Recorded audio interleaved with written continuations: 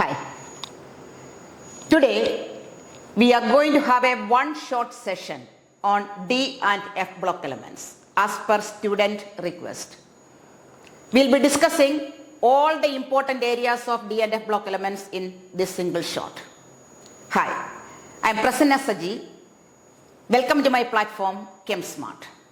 Let's see what are the important areas in this chapter. Definitely you'll be getting PYQ sessions later on this particular chapter, D and F block elements. I'll be providing you a PYQ session also. Let's see what are the important areas. You know, coming to the periodic table, you have done periodic table in detail in class 11, right? The extreme left side is S block, extreme right side is P block, then the large middle section is the D block elements, or which are also known as transition elements. They are called transition elements because they come in between S block and P block. S block, they are typical metals, and P block, they are mainly non-metals, though some metals are also there. So it is in a transition phase from metals to non-metals. And this large middle section of the periodic table is bordered or flanked by S block element on one side and P block elements on the other side. So they are called transition elements. Clear? Now this area is called inner transition elements, which are also F block elements. Now coming to the configuration part, general configuration. You have studied in 11th standard that S block elements, they have the general configuration NS1 to 2. P block elements, they have NS2, NP 1 to 6. D block elements, it is N minus 1D 1 to 10, means N minus 1D. When we say this N minus 1, N minus 2, etc., what do we mean? N means the outermost shell. N minus 1 means the next shell. And N minus 2 means the next inner shell. So we call them N is ultimate, N minus 1 is penultimate, and N minus 2 is called anti-penultimate. Clear? So ultimate, penultimate, anti-penultimate. N minus 1, N minus 2. So this is NS1 to 2.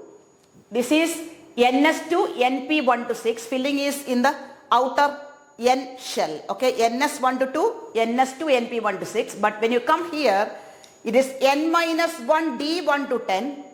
And NS1 to 2.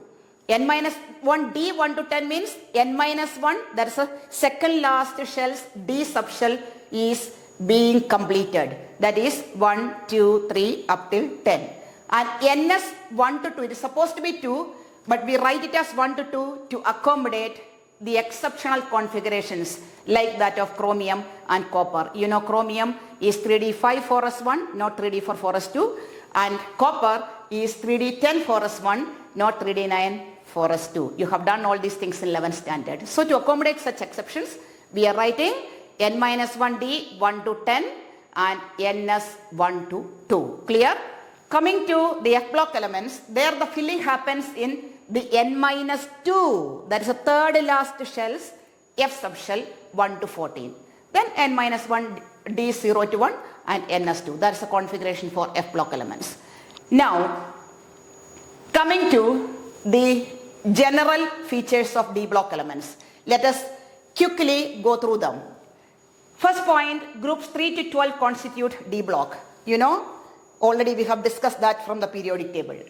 General configuration is N minus 1D 1 to 10, NS 1 to 2. That's very important. Then N minus 1D orbitals are progressively filled in these elements. Fourth period, you know how many periods are there in the D block? The fourth period. That is, D block elements start from the fourth period. So fourth period is, you know, that section is called D series, 3D series, and which is going from scandium to zinc. That is called the first series of transition elements, or first transition series. Next one, coming to the fifth period, we have the 4D series, which ranges from yttrium to cadmium. That is called the second series of transition elements. Then coming to the sixth period, we have the 5D series. It is going from lanthanum to mercury. That is called the third transition series.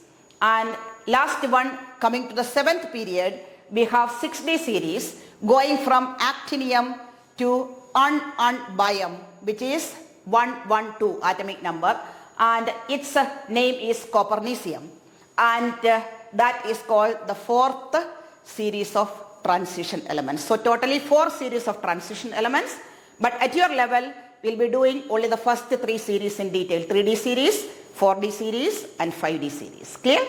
Yeah.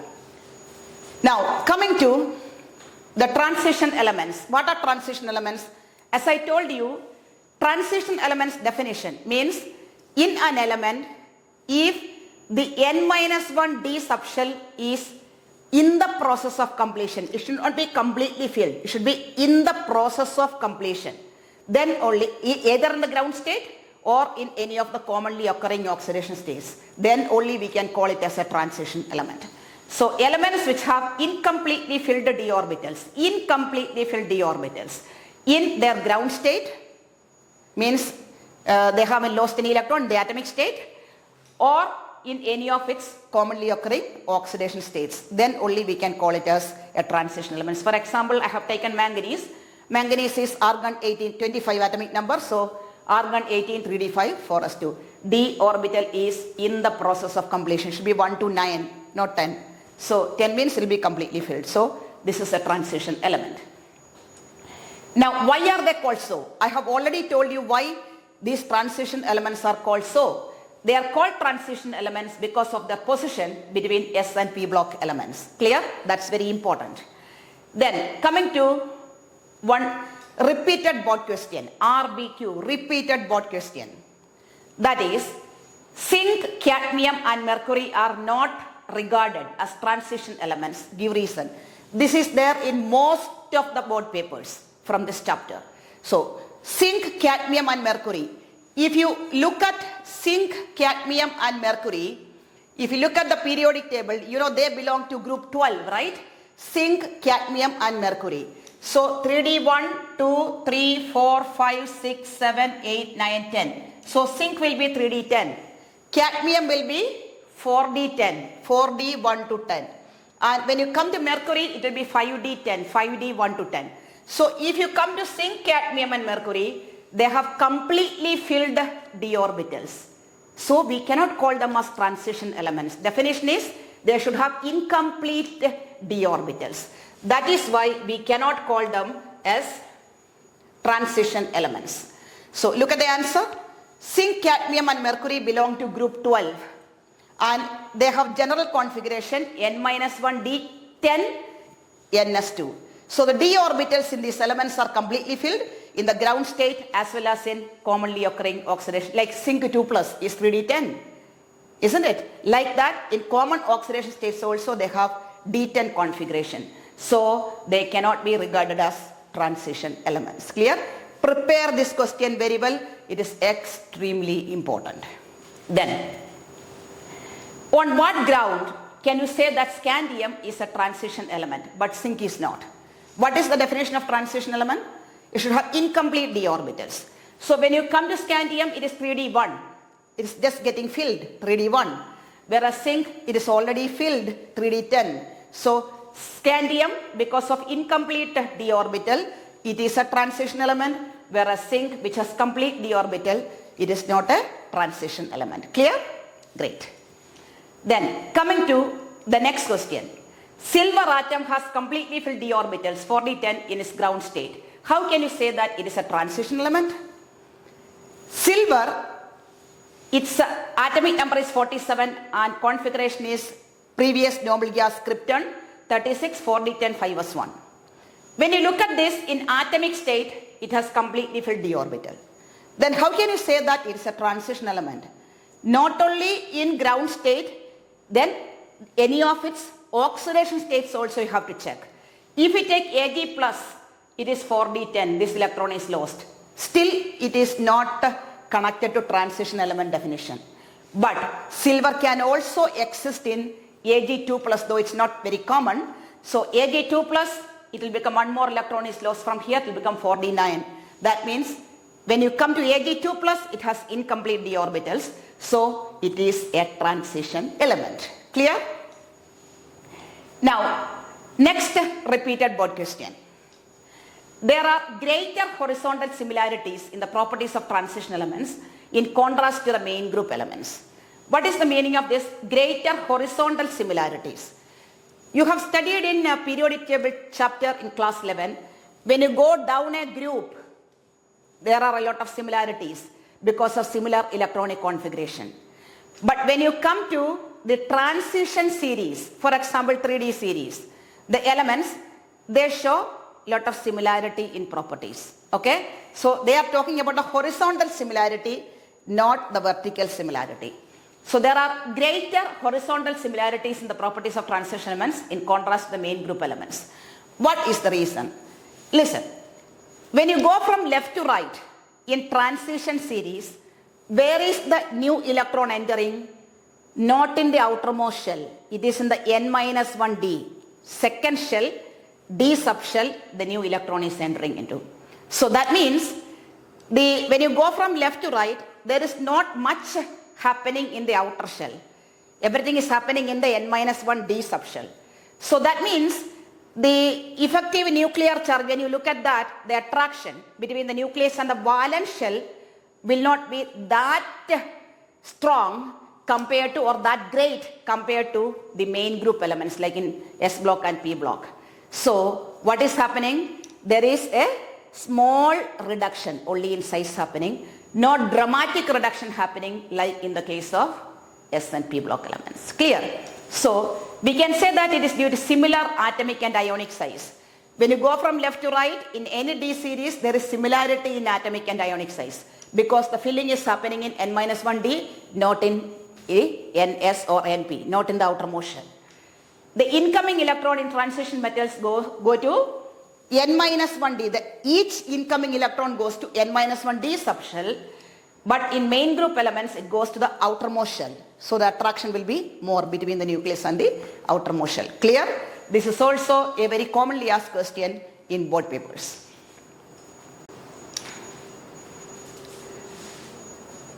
Now coming to some properties of transition elements. You know all of them are metals, transition metals. So all properties of metals can be applied in transition metals case also. For example, let us see what are the physical properties of transition metals. There are many properties of transition metals to be studied in this chapter. We are starting with the physical properties. First one, metallic properties. All the properties of metals, as I told you, they can be applied here also. Like high tensile strength, malleability, ductility, metallic leisure, high thermal and electrical conductivity, all metallic features applicable here also. Then they are hard and less volatile. Transition metals are generally hard and less volatile. But there are some exceptions. What are the exceptions? Zinc, cadmium and mercury. Group 12 elements in 3D, 4D and 5D series. What is special with them? Because they have zinc is 3D10, cadmium is 4D10 and mercury is 5D10. Right? D10 means there are no unpaired electrons. You have to understand one basic thing. The more the number of unpaired electrons, more will be the strength of the interatomic bonding, because unpaired electrons are taking part in interatomic bonding. If there are more number of unpaired electrons, there will be stronger interatomic bonding. No unpaired electron means very, very weak interatomic bonding. Very weak bonding means can be easily cut or overcome at lower temperature, easily broken by the supply of very less amount of heat energy. So they can be easily boiled or melted, right? So they have completely filled d orbitals, D10 configuration, no unpaired electrons. So the weakest MM bonding, interatomic bonding. So they are having more volatility and they will not be hard, they will be soft. So they will be soft and more volatile compared to other transition metals. Clear? Now, high melting and boiling point. These transition elements, except these, they have normally high melting and boiling point. As I mentioned before, there will be more number of electrons taking part in interatomic bonding. because in transition metals, in addition to the ns electrons, n-1 d electrons are also taking part in bonding. Automatically, number of unpaired electrons taking part in bonding will be high, bonding will be stronger, leading to high melting and boiling points. Clear? Very important application. Now, in any row, melting point rises to a maximum of D5 and then decreases. Very clear? Because if you take D5, I'll just draw it here and show you.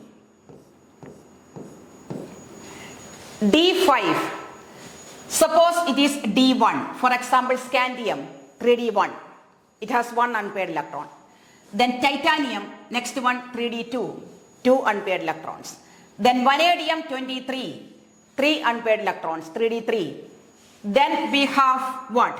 After vanadium, it is chromium, which has 3D4. Okay? But you know it is an exception. We'll come to that shortly. Actually, it is 3D4 4s2, which is getting rearranged to 3D5 4s1. We'll come to that. Right now, let us take it as 4.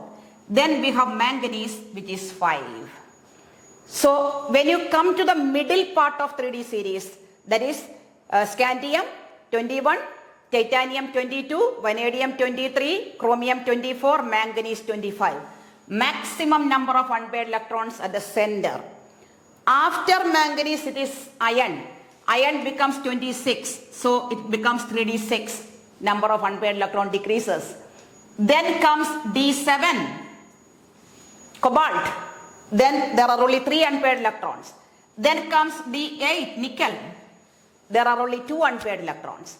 Then comes copper. Again, it is an exception. Okay. So rearrangement is there in the configuration. But now let us take it as 3D9. And there is only 1 unpaired electron.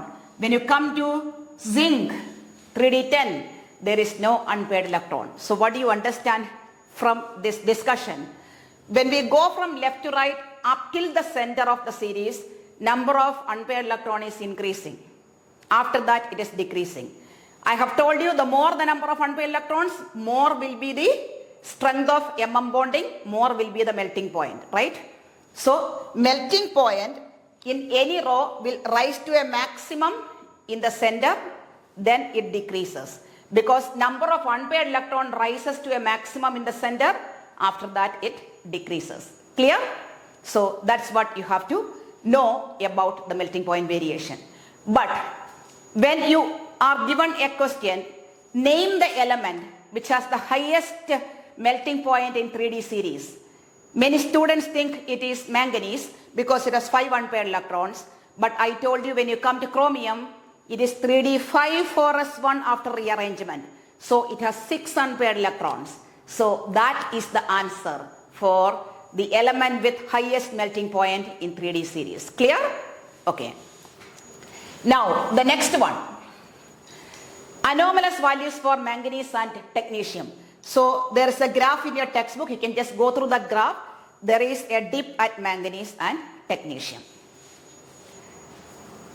Now coming to that RBQ, what I told you, element with highest melting point in the 3D series. It is chromium because it has maximum number of unpaired electrons as I mentioned, 3D5 and 4s1. So totally how many unpaired electrons are there? There are 6 like what we mentioned. 3D5 will be like this, 3D5 and 4s1.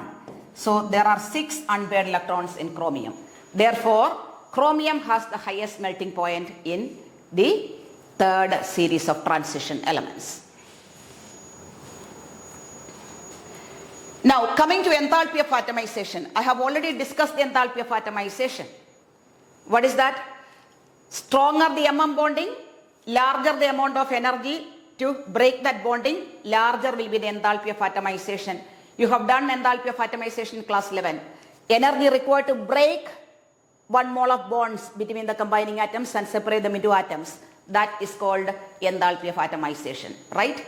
So, if you come to enthalpy of atomization, stronger the bonding, more the amount of heat energy required to break it and separate them into atoms, and enthalpy of atomization will be higher. So we can say enthalpy of atomization depends on the strength of bonding. So, greater the number of valence electrons, stronger is the interatomic bonding, that is MM bonding, and higher is the enthalpy of atomization. Higher the enthalpy of atomization, higher will be the boiling point. And we can see that they tend to be noble in the reactions. Higher the boiling point, they will be noble in the reactions, means less reactivity. Now, coming to the next RBQ, repeated board question. Why do transition elements exhibit higher enthalpy of atomization? Commonly asked question in papers, master this answer. Higher enthalpy of atomization means, I told you repeatedly, enthalpy of atomization depends on what? The number of unpaired electrons, the strength of MM bonding. So, transition elements, they have more number of unpaired electrons taking part in MM bonding, so they have higher enthalpy of atomization. Very important question. Now, in the series scandium to zinc, enthalpy of atomization of zinc is the lowest. If you remember what I told you, when we go from left to right, up to the center, the number of unpaired electron increases. After that pairing takes place, automatically, what will happen? Number of unpaired electron decreases. And when you come to zinc, it is 0 unpaired electron, weakest MM bonding. So it has the lowest enthalpy of atomization. Hope that is clear. 3D10, no unpaired electron. So weakest MM bonding, lowest enthalpy of atomization. Now next RBQ. There is much more frequent metal-metal bonding in compounds of the heavy transition elements. What do you mean by heavy transition elements? You know 3D series, 4D series, 5D series. 3D scandium to zinc. 4D yttrium to cadmium. 5D lanthanum to mercury. We are taking only these three for comparison. We know when we go down from 3D to 4D to 5D, the size increases. Then what will happen? When the size increases, the valence electron goes away from the nucleus, so they can easily take part in bonding. That means more unpaired electrons will take part in bonding, leading to stronger MM bonding. So enthalpy of atomization will increase when we go from 3D to 4D to 5D. Clear? So you can see the enthalpy of atomization of 4D and 5D series elements are higher than corresponding elements of the 3D series. So we have a figure in your textbook. Please refer to that figure. 4D and 5D elements are bigger in size than 3D series. Hence valence electrons are less tightly held or more loosely held, and they can easily form MM bonding more frequently. And more number of unpaired electrons to take part in MM bonding means stronger will be the MM bonding, higher will be the enthalpy of atomization. So basically, when we go from 3D to 4D to 5D, the size increases, more electrons can take part in bonding, leading to stronger MM bonding. Okay? Master this answer, commonly asked in papers. The next one, variation in atomic and ionic size. As I mentioned, shows progressive decrease from left to right with increase in atomic number. It is quite natural. When we go from left to right, the size decreases. I have mentioned in representative elements, the size decrease is dramatic. Large decrease in size happens. But in transition series, there is a steady and progressive decrease in size. Reason, filling is happening in N-1D, not in NS or NP. Clear? So, the new electron enters N-1D orbital each time the nuclear charge increases by unity. Means when you go from scandium to zinc, scandium 21 atomic number, 21 protons, 21 electrons. So, when you go to titanium, 22 protons, 22 electrons. So, one more proton in the nucleus, one more electron in the N-1D. So, when you go from left to right, as you cross each group, we are adding one more proton in the nucleus, one more electron in the N-1D subshell. That is the meaning of the new electron enters N-1D orbital. Each time the nuclear charge increases by unity. Each time you add one more proton into the nucleus. Then you know, you have studied in class 11 about shielding effect. D electrons are poor shielders compared to S and P. So, poor shielding effect of the D electron, which causes increased electrostatic force of attraction. between the nuclear charge, means protons in the nucleus, and the valence electron. Okay, so attraction will be more compared to the representative elements. So there will be, progressive reduction in size. Variation within a series is quite small. As I mentioned, in representative elements, variation is dramatic, but here variation is decreasing, but variation is very small, unlike the representative elements. Then radii of the 5D series are virtually the same as that of 4D series. When you come to 3D to 4D, there is expected increase in size when you go down. But when you go from 4D to 5D, that increase in size, 3D to 4D, there is expected increase in size. When you go to 4D to 5D, from 4D to 5D, that expected increase in size is not seen. In fact, if you compare zirconium and hafnium, there is 1 picometer decrease in size when we go down. That means expected increase in size is not seen. Reason, when you come to that series, that is when you come to 5D series, there is intervention of lanthanoid elements, and there is the phenomenon of lanthanoid contraction. So due to lanthanoid contraction, radii of 5D series and 4D series, they are quite similar. Okay, we'll be discussing more about it when we reach lanthanoid contraction. Clear? Okay. Now coming to this graph, this is what I told you. This is 3D series. 3D series. Okay, it's clearly mentioned. This is 3D series. This is 4D series. This red one is 5D series. So we can see between 3D and 4D, the size difference is more. But between 4D and 5D, the size difference is very, very small. That means the reason for this very small difference in size, comparison or comparable size of 4D and 5D is lanthanoid contraction. Whereas it is not applicable here, so expected increase in size is there. Clear? Now, the next board question. Density of first transition series elements increases from titanium to copper. When you go from left to right in a transition series, for example, titanium to copper is mentioned here, 22 titanium and copper is 29.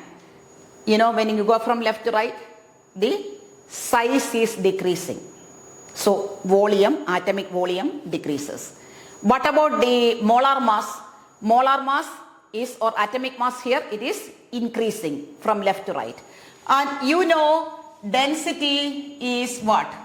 Density is mass by volume. So when you go from left to right, the mass is increasing, atomic mass is increasing, whereas atomic size is decreasing, volume is decreasing. When you combine these two, what will happen to the ratio between mass and volume? It will increase. Okay? So, because of increase in atomic mass and decrease in atomic size from left to right, the density of these elements increase from left to right. Clear? Okay. Now, coming to ionization enthalpy. Ionization enthalpy is connected to atomic size. When we go from left to right, the size is decreasing. So, when size decreases, valence electron comes closer and closer to the nucleus. It becomes difficult to remove that electron. So, ionization enthalpy, which is energy required to remove the electron, increases as usual. So, generally increases from left to right with decrease in atomic radii. But some exceptions are there which are not there in detail in your syllabus. Now, coming to oxidation states. You have an oxidation state table in your textbook. You have to refer to that. When you come to scandium, it shows only +3. But when we go from scandium to manganese, the number of oxidation states increases. For example, manganese can show +2, +3, +4, +5, +6, +7. Many oxidation states from +2 to +7. But after that, when you go to the next element, after the middle element, manganese, then from there onwards, the number of oxidation state decreases. So you can clearly understand Why maximum number of oxidation state is shown by the middle element? Because there is maximum number of unpaired electrons. After that, pairing takes place and number of unpaired electron decreases, oxidation number decreases. So we can say transition elements, they show multiple oxidation states. Manganese, I told you, +2, +3, +4, +5, +6, +7. Iron, +2, +3, ferrous and ferric. Copper, +1, +2, cuprous and cupric. You know, they show more than one oxidation state. They show variable oxidation state or multiple oxidation state. What is the reason? In transition elements, Ns electrons, there is a valence electrons, Ns. S electrons are the valence shell. Plus N-1d electrons are also taking part in bonding. So due to the participation of both Ns and N-1d electrons in bonding, they show variable oxidation states. And we have to understand, if only Ns electrons are taking part in bonding, they show lower oxidation state. And if N-1d electrons also take part in bonding in addition to Ns electrons, they show higher oxidation states. Clear? So this is also a common question in papers. Based on this, they show variable oxidation state. Why? Due to similarity in energy between Ns and N-1d. That's why they all can take part in bonding. So due to similar energy of N-1d and Ns electrons and their participation in bonding, they show lower oxidation state when only Ns electrons participate in bonding, and they show higher oxidation state when both Ns and N-1d electrons take part in bonding. Very, very important concept. And as I mentioned, why all of them take part in bonding? Because very less energy difference between Ns and N-1d. So they all can participate in bonding. Now, the element with the greatest number of oxidation states occur in or near the middle of the series. I told you manganese is the element with maximum number of oxidation states in 3D series, +2, +3, +4, +5, +6, +7. Reason, it has maximum number of unpaired electrons. Okay? So Mn in 3D series shows maximum. They differ by unity, unlike in non-transition elements where they differ by 2. You know here, +2, +3, +4, 5, 6, 7. Difference is only 1. Because each time one more electron is taken bonding. But when you come to the non-transition elements, like in representative elements, let us come to lead, P block. Pb2+, Pb4+. Difference is 2. Tin, stannous and stannic, Sn2+, Sn4+. Difference is 2. So, unlike them, here the difference is only unity. Now, this chart of oxidation numbers in the textbook, you please refer. Okay, refer to that from the NCERT textbook. Now, trends in E0M2+bar M. And normally when this E0 questions based on E0 concept comes in the paper, students find it little hard. But actually, it is too simple if you understand it in the right way. So let's see how to understand the E0 concept. So I will just give you an idea about how to learn this E0 concept. Look here. E0 M2+bar M. What is the meaning of this? You have done in electrochemistry, E0 stands for the potential, isn't it? Reduction potential, E0. M2+bar M. Here M is 0. That means if I talk about E0 M2+bar M, it is nothing but the tendency of M2+ to get reduced to M. Clear? If there is high tendency for M2+ to get reduced to M, this E0 value will be very high. If this M is more stable, look here, if this M is more stable than M2+, all the species, they have a tendency to go to more stable state, right? So if this is more stable, it will try to go there. The tendency is more. value will be high. But suppose this is more stable, this is not stable, this is more stable. Then what will happen? If this is already stable, it will have less or no tendency to go to M. That means the tendency will be less. Automatically, what will happen? The value of E0 will be less. So, more tendency means more positive or less negative value. And if it is less tendency, less positive or more negative. Got an idea? I will just show you a typical example. Let us take, say this is Mn2 plus. E0 Mn2 plus bar Mn. Or I'll show it here, E0 Mn2 plus bar Mn. What is the configuration of manganese? Manganese is atomic number 25. So argon 18, 3d5, 4s2. Right? So this is 3d5, 4s2. Mn. What is Mn2 plus? It is 3d5. Yes or no? So this Mn2 plus is already stable. Mn2 plus is already stable. If it is already stable, will it try to move from that already stable state? No, it will not have much tendency to get reduced because here in the oxidized form it is already stable. So it will have less tendency to go to M. That means the E0 value for Mn2 plus bar Mn will be low. Clear everyone? Okay, this is what you have to do. Let's take another example. E0 zinc 2 plus bar zinc. As I told you in the case of manganese, zinc is argon 18, 3d10, 4s2. What is zinc 2 plus? This is already 3d10. So will it have a tendency to go to the reduced form? It is already stable. Why to go to the reduced form? So this E0 value will be less. This is how you have to relate and study it. Then the concept becomes very simple. Clear everyone? Yeah, you just practice. Now, next one.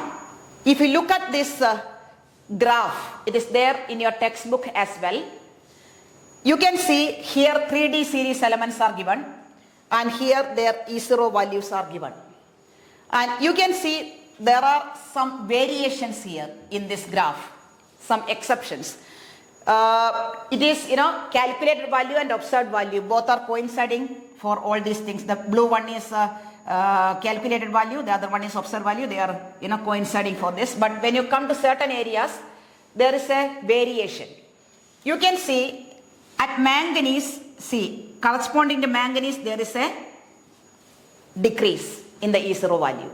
That is what I told you. Mn2 plus is already stable. Why should it go to the reduced form? So it has less tendency. So E0 value is less. Then when you come to nickel, there also there is a variation. That is, nickel's variation is not due to its configurational stability. It is due to highly negative hydration enthalpy of nickel. Okay? And when you come to this zinc, as I mentioned, it is already due to the highly stable 3D10 configuration of Zn2 plus, which doesn't want to get reduced further because it is already stable. So it shows a low E0 value because the tendency is less. So these three are important. Cobalt 1, it is not there in your syllabus. Okay? Now, what are the exceptions where it becomes more negative? E0 value becomes more negative. More negative means less positive, means less tendency. So, I have already mentioned these are the board question areas. E0 Mn2 plus bar Mn is low. Why there is a dip at E0 Mn2 plus bar Mn? Due to stable half-filled 3d5 configuration of Mn2 plus. Then for nickel, it is not due to configurational stability. It is due to the highest negative hydration enthalpy of Ni2 plus.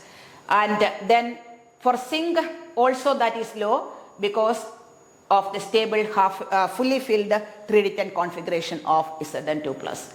And you can see for copper there is a positive value. If you can see, for copper, when you come to the copper area, this is copper, see copper, it is, this is 0, right? Anything less than 0 is negative, more than 0 positive. So copper has a positive value for its E0. E0 Cu2 plus bar Cu is 0.34 volt, you have done in electrochemistry. Why it is having a positive value? It is a repeated board question. And what is the reason for copper's positive value? E0 copper 2 plus bar copper is positive due to two reasons. Number one, due to its high enthalpy of atomization. Delta H0A is high. And what about the hydration enthalpy? Low enthalpy of hydration. So these 2 points you have to by heart. Okay, commonly asked in papers. The reason for positive value of E0 Cu2 plus bar Cu.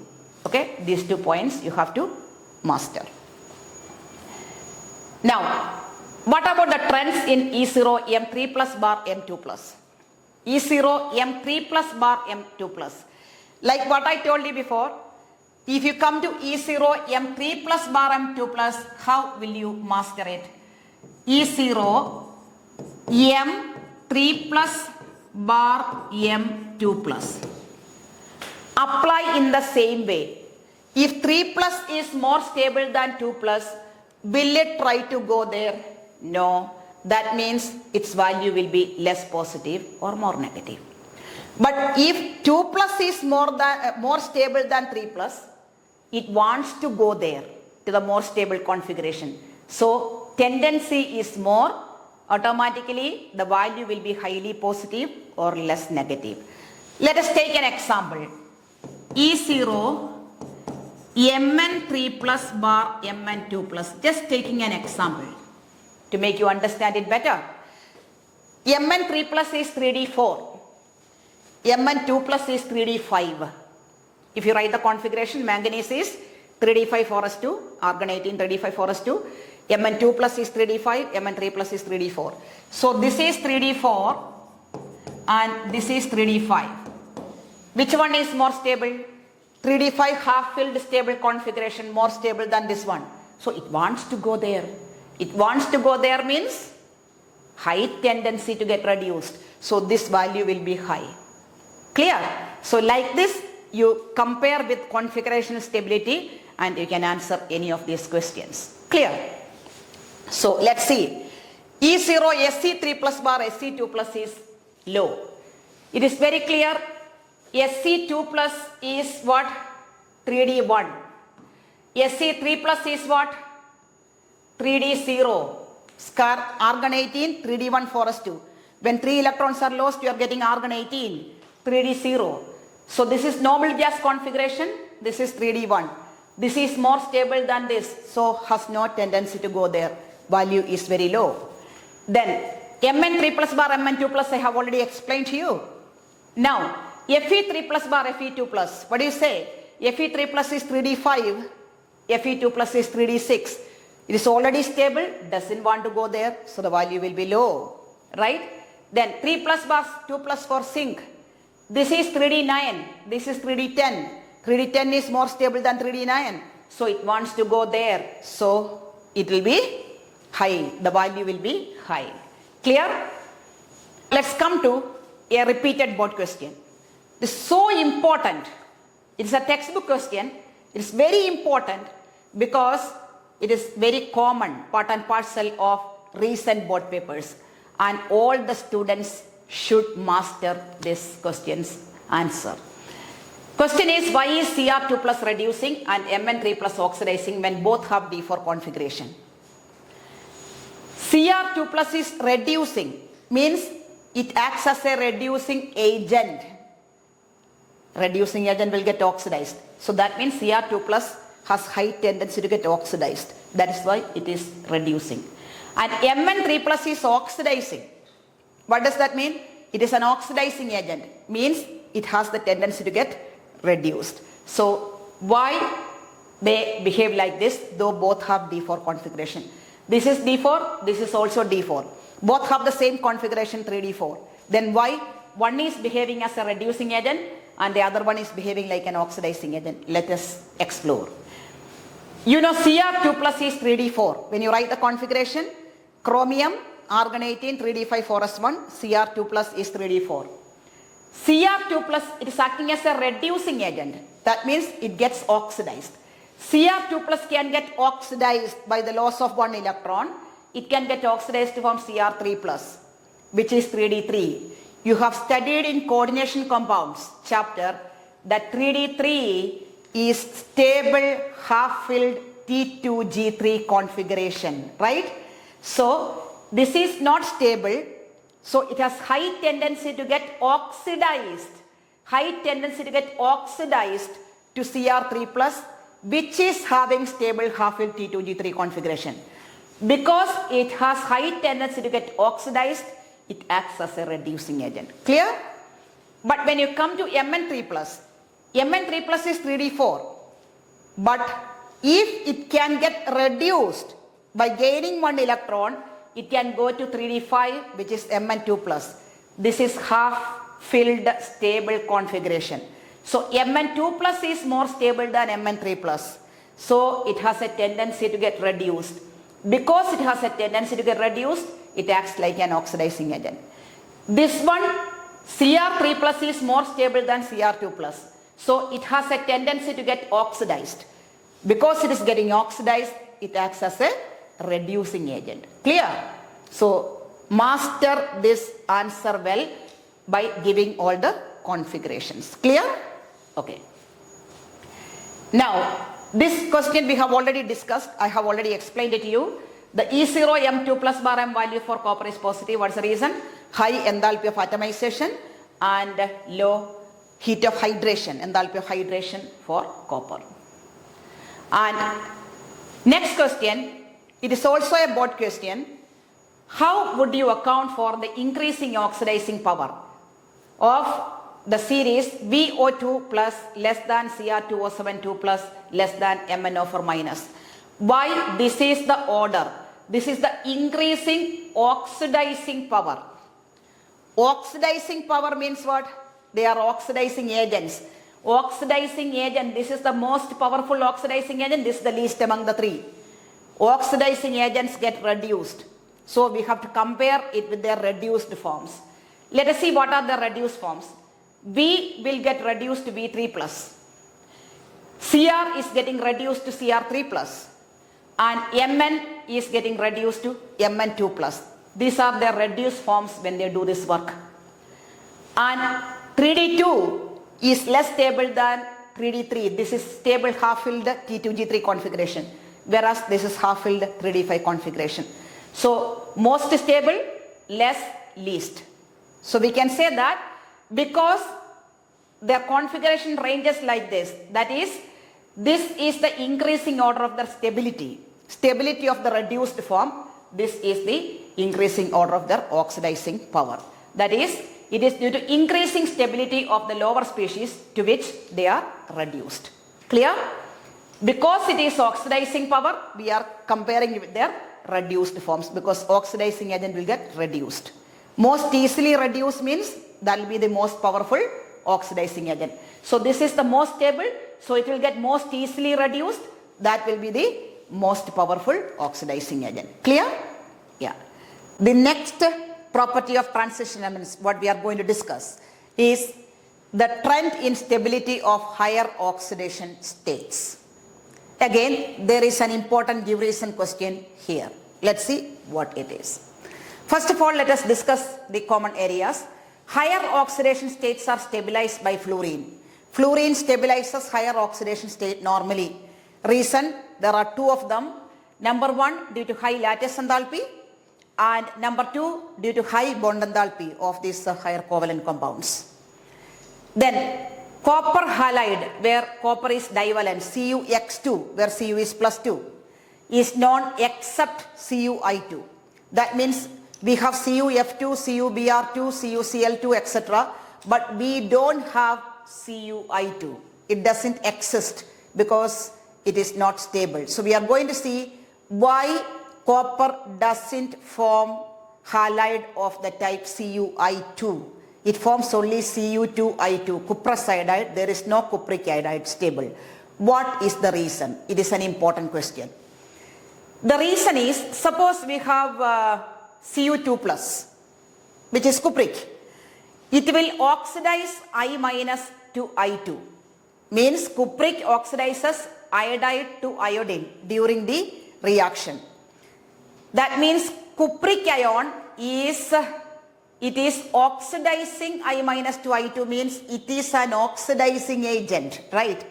Oxidizing agent will get reduced. So Cu2 plus gets reduced to Cu1 plus. So it will be leading to the formation of copper 1 plus iodide, which is cuprous iodide, that is Cu2I2. So it can form only Cu2I2.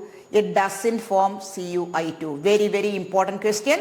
Once again, it is because Cu2 plus oxidizes I minus to I2. That is the reason.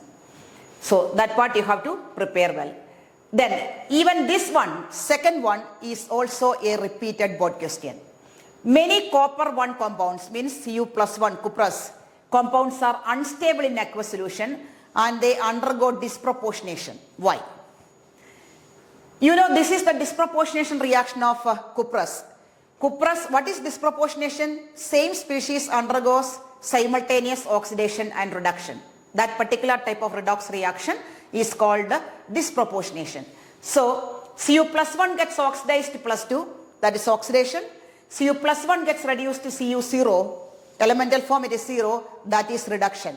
So same species undergoes oxidation and reduction, so it is a disproportionation reaction. This is what happens when Cu plus is present in aqueous solution. What is the reason? Why Cu2 plus is more stable than Cu1 plus? You know, Cu2 plus is more stable, that is why it is forming Cu2 plus, no? If this is stable, it will not form Cu2 plus. So it indicates that Cu2 plus is more stable in aqueous solution than Cu1 plus. What is the reason? Cu2 plus is more stable in aqueous solution due to much more negative hydration enthalpy of Cu2 plus. That is, Cu2 plus has very high hydration enthalpy. It gets hydrated to maximum. So large amount of heat energy is given out during its hydration. Large hydration enthalpy. That is why it is highly stable.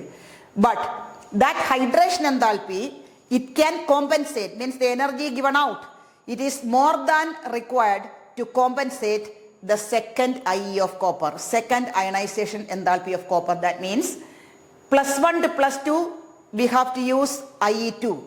To remove one more electron from plus 1 to plus 2, Cu plus 1 to Cu plus 2, we have to supply IE2.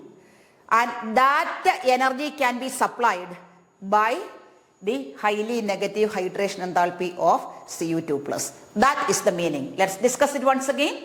Cu2 plus is more stable in aqueous solution due to much more negative hydration enthalpy of Cu2 plus than Cu plus, which more than compensates the IE2, second ionization energy of copper. So second ionization energy of copper is more than compensated by the highly negative hydration enthalpy of Cu2 plus. So it can be easily formed. Cu2 plus can be easily formed. Clear? So both these questions are very, very important. Now let's come to another board question. And the question goes like this. The highest manganese fluoride is MnF4, whereas the highest oxide is Mn2O7. What does this indicate? Here manganese oxidation state is plus 4. You know how to calculate. F minus 1 into 4 minus 4, then Mn is plus 4. But in Mn2O7, Mn is in plus 7 oxidation state. You know that. So the natural doubt is fluorine is more electronegative than oxygen. Then how come manganese fluoride is only MnF4, whereas the oxide is Mn2O7, where plus 7 is the oxidation state given by manganese?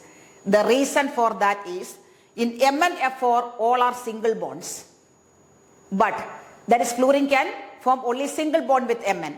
But when you come to Mn2O7, it will be forming multiple bonds. Oxygen has the ability to form multiple bonds with the central atom. That's why, because it has the superiority of making multiple bonds with the central atom, it can have higher oxidation state compared to fluorine in manganese compound. Clear? That is its superiority, ability to form multiple bonds with the central atom. Now, it is because oxygen can form multiple bonds with the metal. That is what I told you. Now I will just show you the structures of these two, MnF4 and Mn2O7. It is not there in the textbook, but better to have an idea about it. MnF4, as I told you, manganese is connected to 4 fluorine atoms. So it is tetrahedral. You can see all of them are single bonds. But Mn2O7 is,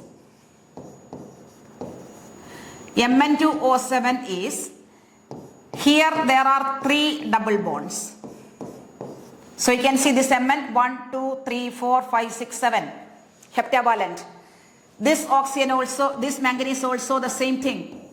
So this is Mn2O7. Again this manganese, 1, 2, 3, 4, 5, 6, 7.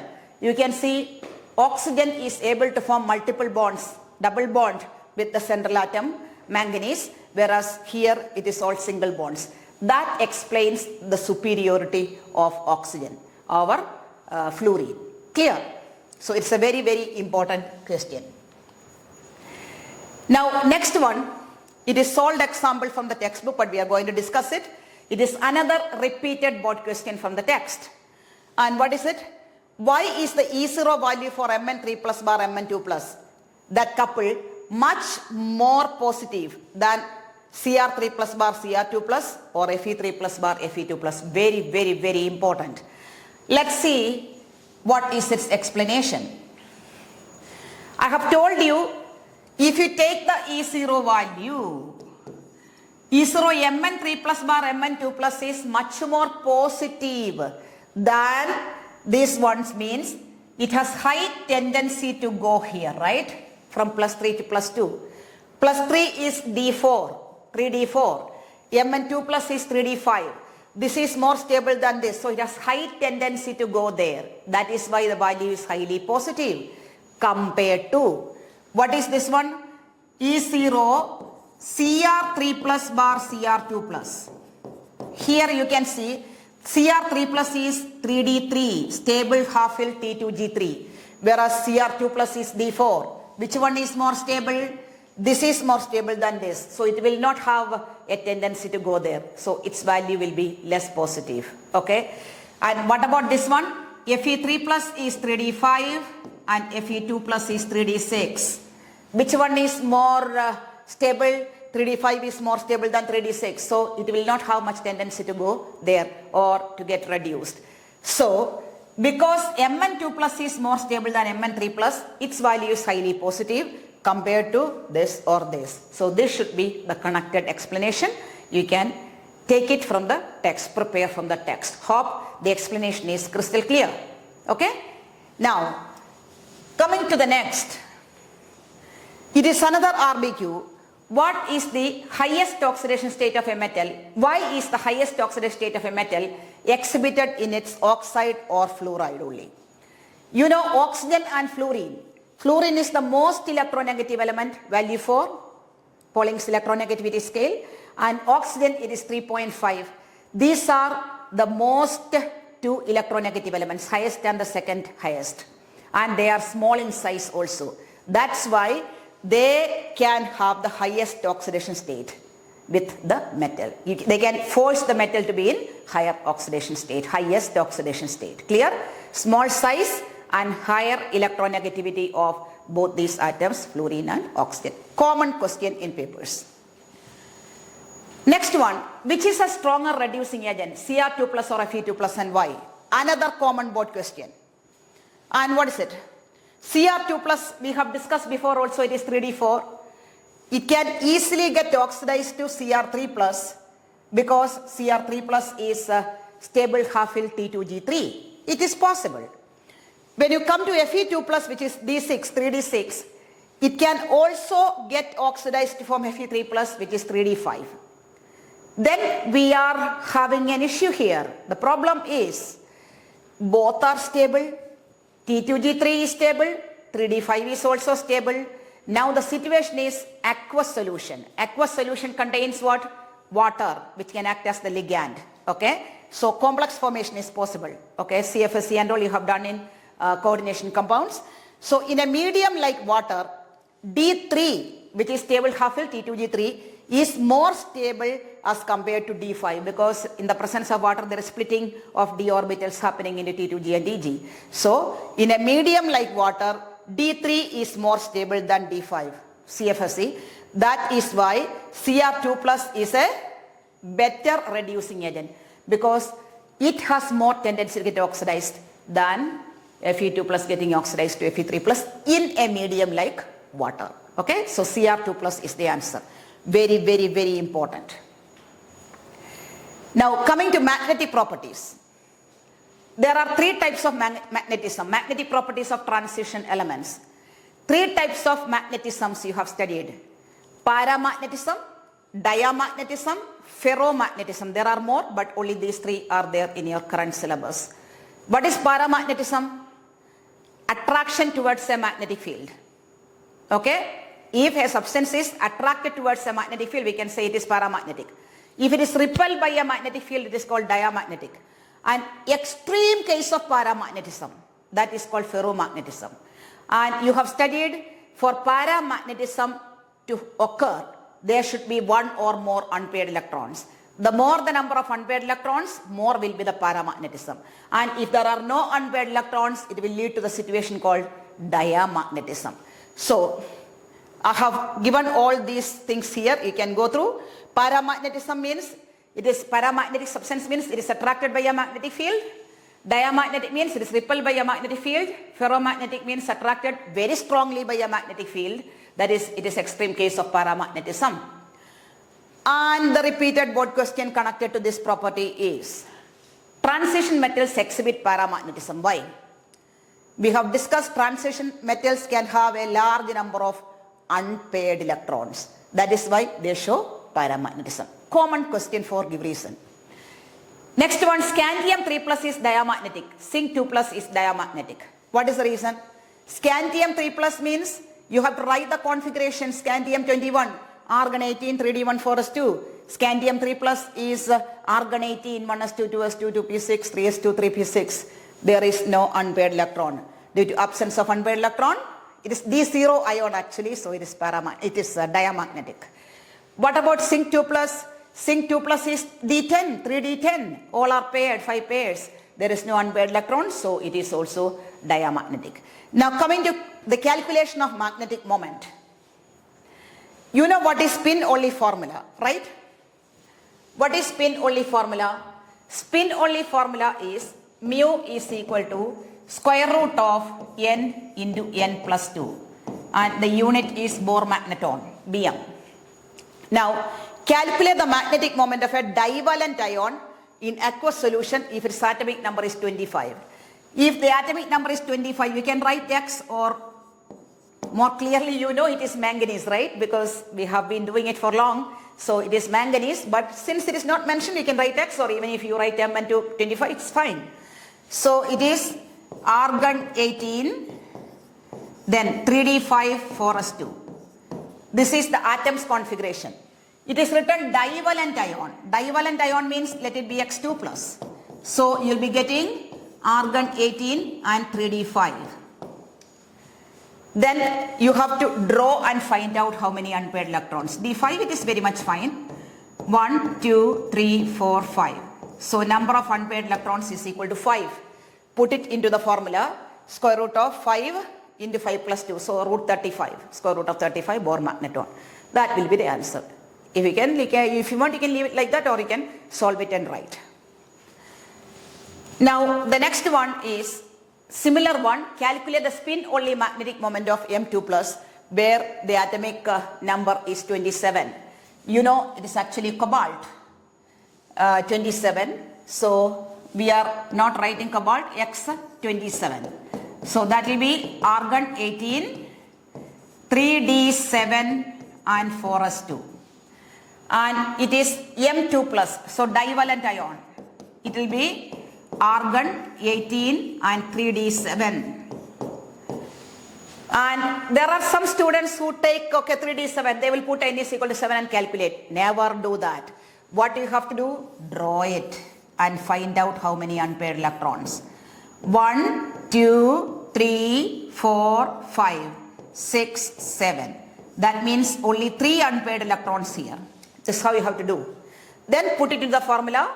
Mu is equal to square root of n into n plus 2. So it will be mu is equal to square root of 3 into 3 plus 2. So we'll be getting root 15 Bohr magneton. Clear? Practice such questions also well, which are quite simple. Now, the next question. Next topic actually. Formation of colored ions. Formation of colored ions. You know, transition metals, they form colored ions. You know, ferrous is green, ferric is reddish brown, cuprous, cupric. You have done most of the potassium permanganate, it is intense purple. So, most of the transition metal ions are colored.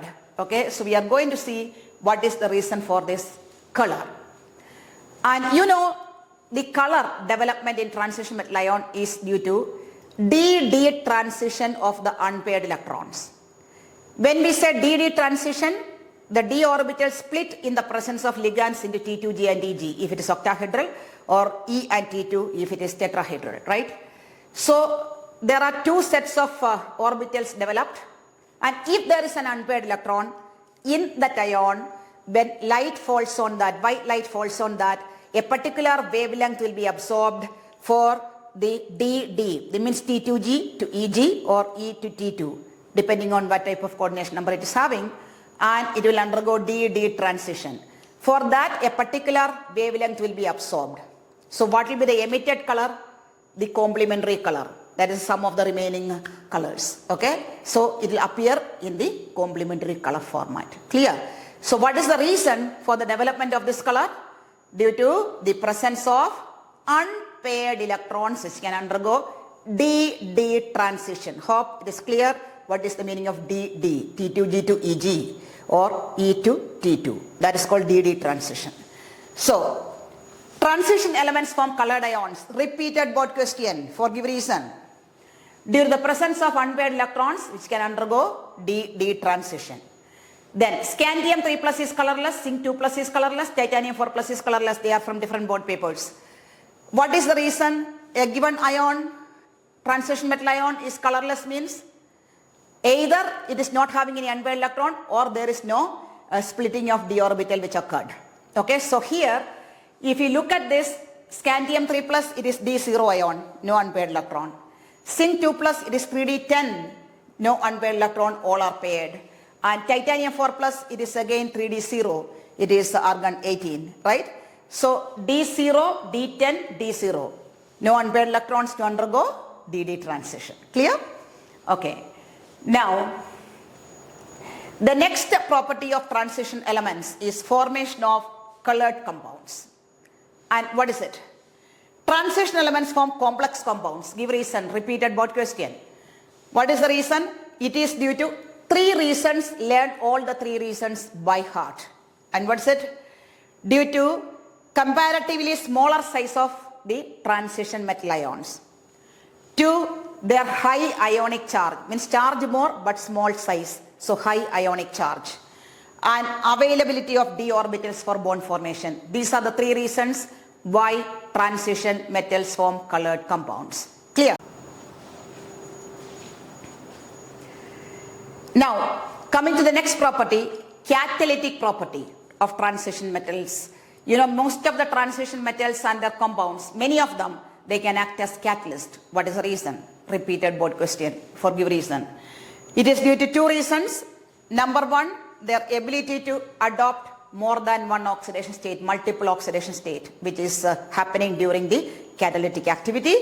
And the next one is their ability to form complexes. These are the 2 reasons why transition metals and their compounds act as catalyst.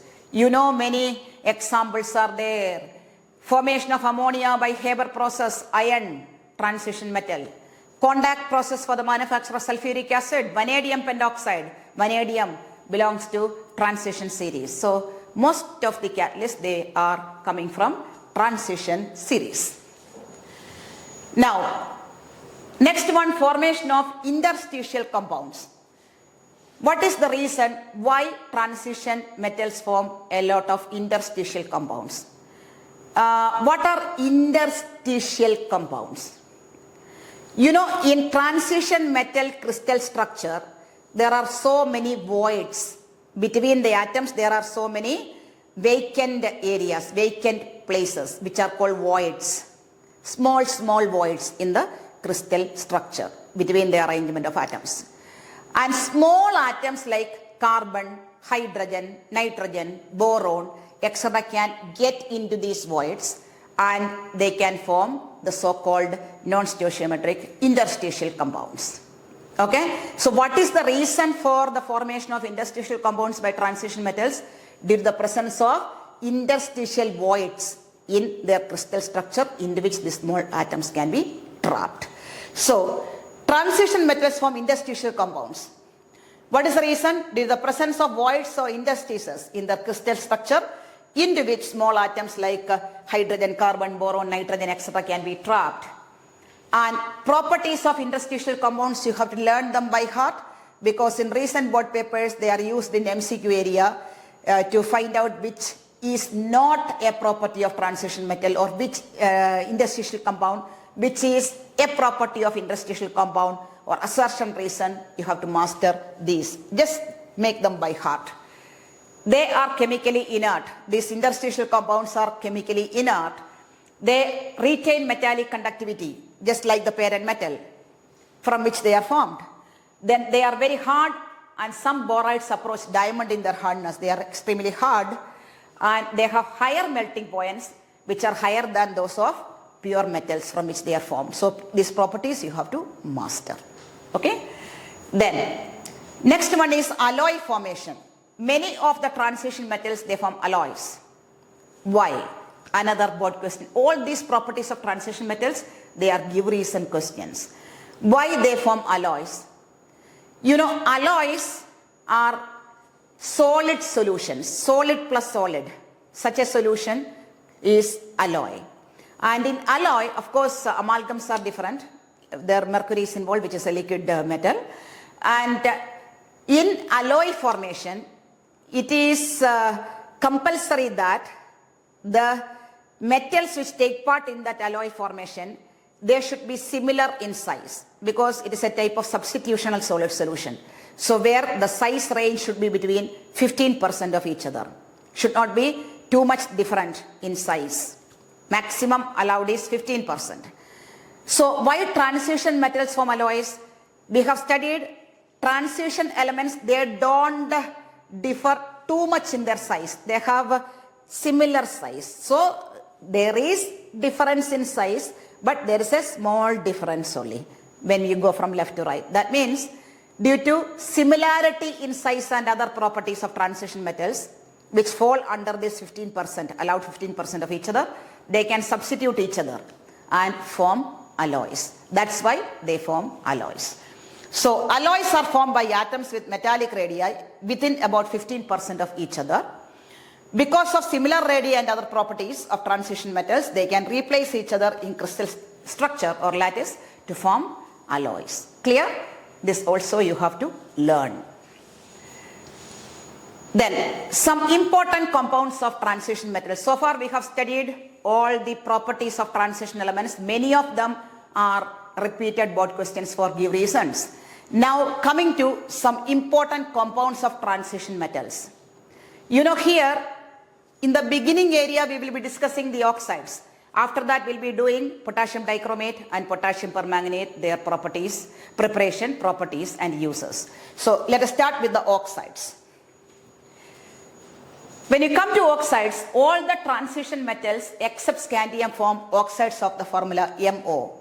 You know, in MO, O is minus 2, so M is plus 2. So most of the transition metals, they form oxides of the formula MO. Okay, like MnO, CrO, like that, where the metal is in plus 2 state. But scandium cannot form SCO.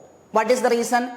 If you take SCO, their S Sc will be plus 2. Scandium will be plus 2 if it is SCO.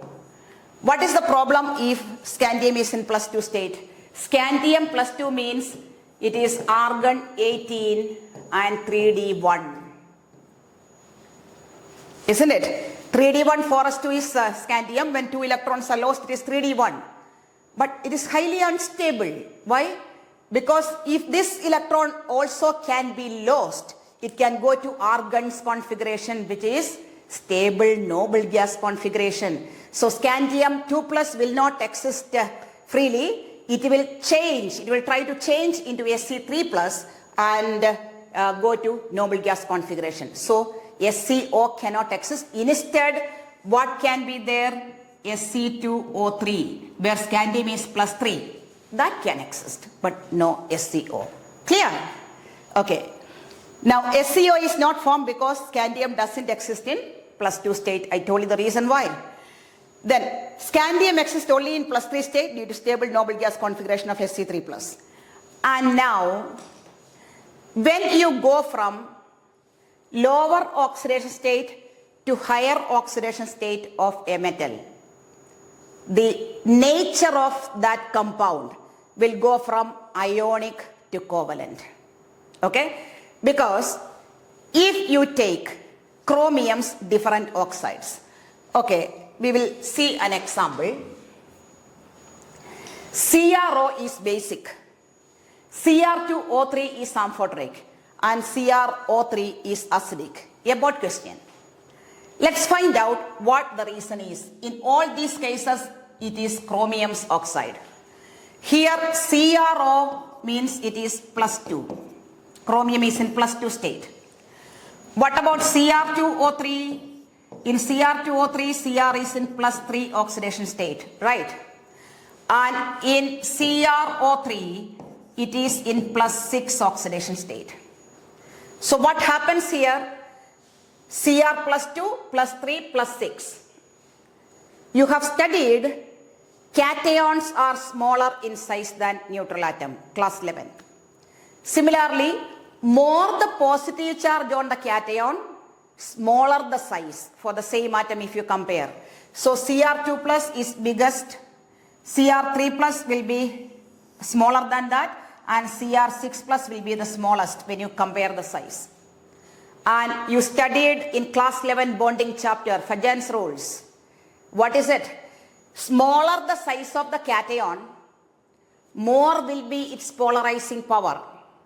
More the polarizing power, more will be the covalent character of that compound, right?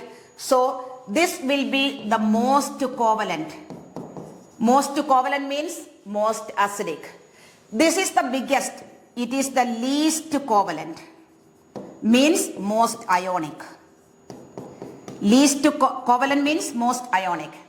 You know, ionic compounds normally, ionic oxides, where the metal is in a lower oxidation state, they are basic. So CrO is basic. This is acidic. Covalent nature means it is acidic character of the oxide. This falls in between. It is not acidic, not basic. In between, so it is amphoteric. Clear?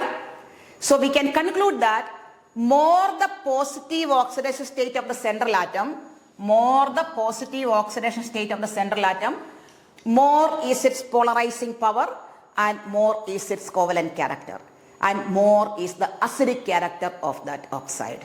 Clear? So it is also a very, very important question. Sometimes they may not include this amphoteric. They may ask you CrO is basic but CrO3 is acidic. Give reason. Both question. Now, next one, the solved example 4.9. You have to take from your textbook and practice. That is about disproportionation reaction. Okay, so just practice it. There is no application as such. Then index question 4.9. Explain why Cu plus ion is not stable in aqueous solution. This we have discussed already. It is a repeated board question. Cu plus ion will disproportionately form Cu2 plus, which is more stable because it has more hydration enthalpy than Cu plus, which can more than compensate the second IE of copper, which we have discussed already. I don't think a further explanation is required for that. Then, so we have completed the oxides area. Now let's go to potassium dichromate. Its preparation, properties and uses, very, very important. Prepare the 3-step preparation of dichromate properly. Make it thorough. So, potassium dichromate preparation. How do you prepare potassium dichromate? What is the starting material? Chromite ore. Chromite ore, the formula is FeCr2O4. But it can also be written. Actually, FeCr2O4 is a double oxide. It is a mixed oxide of FeO and Cr2O3. Sometimes they may ask you like this in the paper. You should know it is same as the chromite ore. Clear? That's why I have given that also in the explanation part. Now, there are 3 steps in the preparation of dichromate, potassium dichromate from chromite ore. Step number 1, conversion of chromite ore to sodium chromate by fusion of chromite ore with Na2CO3. So, you have to practice the equation we'll be discussing shortly. In step 2, that is in step 1, you converted the chromite ore into sodium chromate. This is step 1. In step 2, that sodium chromate what is formed, it is converted into sodium dichromate. So step 1, chromite ore to sodium chromate, practice with equation. Step 2, sodium chromate to sodium dichromate, practice with equation. That is, chromate can be acidified. When you add an acid into chromate, it will change into dichromate. Chromate is yellow in color, dichromate is orange. And finally in step 3, the sodium dichromate changes into potassium dichromate. In the sodium dichromate, when you add KCl, it will change into potassium dichromate. Practice all these steps in the preparation well. You know, sometimes they will ask it as a full question for 3 marks. Sometimes they will ask you only, how will you convert sodium chromate to sodium dichromate? Then write only step 2. Sometimes they will ask you sodium dichromate to potassium dichromate. Write only step 3. Sometimes they will ask you how to convert sodium chromate to potassium dichromate. So you have to write step 2 and step 3. Answer to the question. Clear? Anyway, you have to master this area well. Okay. Now, you can see these are the chemical reactions involved. I just have indicated them, but you have to practice properly from your textbook. These are the equations covering up step 1, step 2, step 3. Here, chromite ore changes into sodium chromate. Then sodium chromate on acidification changes into sodium dichromate. Sodium dichromate, when KCl is added to it, it changes into potassium dichromate. Practice by writing. Clear? Okay. Now, this is another important area. Chromate and dichromate can be interconverted. That is, in a test tube, suppose you take the orange colored chromate, say potassium chromate, yellow colored chromate. That is, it is yellow in color chromate. When you add an acid into it, it will change into orange colored dichromate. That is, chromate on acidification, when pH is in the acidic range, it will change into dichromate. To the orange dichromate, if you add an alkali like NaOH, it will change into yellow colored chromate. That means these are interconvertible. Clear? So, chromate on acidification gets converted into dichromate. Equation you have to practice, chromate to dichromate. And when alkali is added to dichromate, dichromate changes into chromate. So, these two practice very, very well. Then, if you look at the structures of chromate and dichromate, better to practice it if you aim perfection, if you aim center. Chromate, it is tetrahedral, it is yellow in color. Dichromate, it is orange in color. Dichromate is about question. And here, if you look at this part, it is a tetrahedron. This part is also a tetrahedron. So, 2 tetrahedra sharing a common oxygen. That is the structure of dichromate. And make sure to practice the bond length. CRO bond length is 179 in the bridging part. Here it is 163, the terminal ones. and the bond angle CR bond angle is 126 degree. Practice well, it is a board question. Okay, now we are going to see what are the oxidizing properties of potassium dichromate. You know, potassium dichromate is a very, very powerful oxidizing agent. You have studied it in organic chemistry as well, right? So, we are going to see some of the examples. And these ones, how they appear in the board paper, sometimes they will ask you what happens when, say, dichromate is added to Fe2 plus ions or SN2 plus ions, like that. Or sometimes they will give you the LHS of the equation and you will have to fill the RHS. Anyway, these are very, very important. Practice by writing instead of simply mugging up. You might make some mistakes otherwise. So, K2Cr2O7 as an oxidizing agent in acidic medium. You know, in a redox reaction, there will be an oxidation half reaction and a reduction half reaction. K2Cr2O7 is an oxidizing agent, so it will get reduced. So, dichromate in acidic medium gets reduced to form Cr3 plus and water, that is reduction half reaction. And Fe2 plus gets oxidized to Fe3 plus, then balance each half, and then this is the overall reaction what you get. Fe2 plus gets oxidized to Fe3 plus. Okay, so practice the equation very well. The next one is oxidation of I minus to I2. That is, potassium dichromate in acidic medium oxidizes iodide to iodine. Reduction half reaction remains the same. It is acidified dichromate, so it remains the same. It oxidizes I minus to I2. We have to make the number of electrons equal. I don't think I have to explain all those things, how to balance redox reactions. And this is what you get finally. I minus gets oxidized to I2. Next one, it oxidizes hydrogen sulfide to sulfur. Reduction half reaction the same. Hydrogen sulfide gets oxidized to sulfur. Add them together, you get, this is the overall reaction. Okay? Dichromate oxidizes hydrogen sulfide to sulfur. Dichromate gets reduced to Cr3 plus. Then, next one, it oxidizes stannous to stannic, SN2 plus to SN4 plus. So, you have to practice this equation. That is, reduction half reaction the same. SN2 plus changes into SN4 plus. To make it 6 electrons, we have multiplied by 3, you know that. And then add them together, cancel like terms of 6 electrons and you get this. Stannous gets oxidized to stannic. Now coming to the uses of potassium dichromate. Sodium dichromate and potassium dichromate are strong oxidizing agents, especially in organic chemistry. In organic chemistry, we have used K2Cr2O7 bar H plus at different areas, if you remember. It's a very powerful oxidizing agent. For example, alcohol to carboxylic acid directly oxidizing alcohol to carboxylic acid. We can use acidified KMnO4 or acidified dichromate, isn't it? Then sodium dichromate is more soluble in water. Sodium dichromate is more soluble than potassium dichromate in comparison. So it is extensively used as an oxidizing agent in organic chemistry. So which is a better oxidizing agent? Sodium dichromate, because of its increased solubility. Then potassium dichromate is used as a primary standard in volumetric analysis. You know, in class 12 practical, you do permanganometry where you take potassium permanganate in the burette, right? There is another type of titration called dichrometry where we'll be using potassium dichromate in the burette as oxidizing agent. It is not there in your practical syllabus, that's all.